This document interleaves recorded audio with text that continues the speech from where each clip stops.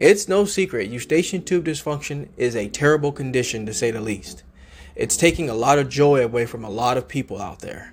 It's on the rise as we speak. It seems like more people are getting Eustachian tube dysfunction as a diagnosis than ever before. Today I'm going to spend a little bit of time going over what is Eustachian tube dysfunction, as well as some things to remember and try as well to try to get rid of it or minimize some of the symptoms that you're dealing with. Looking over to the right at our Jumbotron as we travel through to the human ear and we start to explain exactly what's happening here. So basically the Eustachian tube connects to our middle ear to the back of our nose. And when it's unable to open or close properly, it starts to result in abnormal air pressure to our middle ear. Well, this could lead to ear pain, muffled hearing, tinnitus, fullness of our ears, and infection and many other conditions that we're all facing here. What we need to understand is how we get Eustachian tube dysfunction is far less important than how do we get rid of it.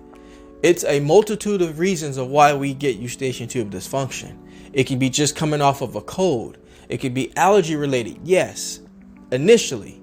And then it could also be something that we injured in our ears. We blew our nose too hard. There is a multitude of things. It could also be certain foods that we eat that trigger things, like caffeine can trigger a lot of problems. Different types of spices, different dairy products. There's so many things that I could cover.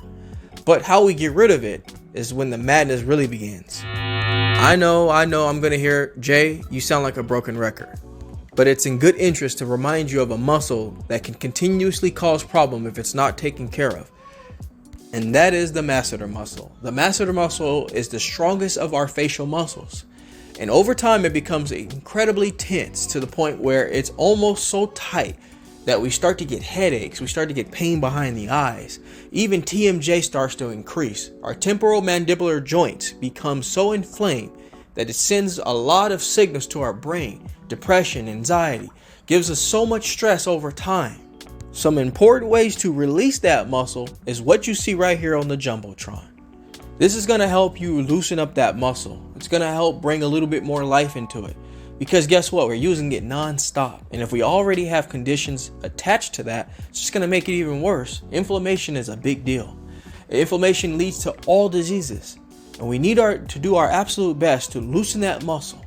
And we need to do this daily, not just once a week or when we feel the worst, but daily. Some important things to add to that, with the exception of massaging that area, is ice packs. Ice packs are going to help us really feel calm. It's going to decrease the inflammation. It's going to help us feel soothed and relaxed. And that's what we need. We need to relax, because when that stress goes up, that cortisol level goes up, the histamine level goes up.